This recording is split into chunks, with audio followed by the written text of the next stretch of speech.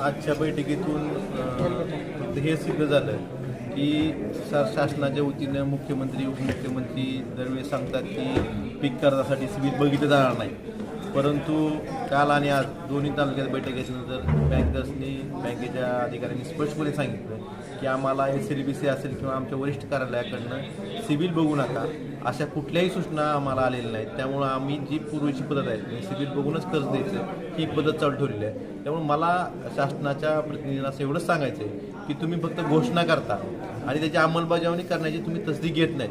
त्यामुळं तुम्ही जरी तुमच्या घोषणेवर विश्वास ठेवून शेतकरी बँकेत जातो आणि त्यावेळेस ज्याचं सिबिल बघून त्याला पीक कर्ज नाकारलं जातं त्यावेळेस त्याला लक्षात येतं की ही फक्त घोषणा आहे. त्यामुळे कमीत कमी बाकीच्या घोषणासारखी ह्या तरी बाबतीत तुम्ही शेतकऱ्यांच्या भावनेशी खेळू नका, शेतकऱ्यांची चेष्टा करू नका ही मला माझी शासनाला विनंती आहे. तर शेतकऱ्यांच्या काय अडचणी होत्या, बँकांना काय सूचना दिल्या?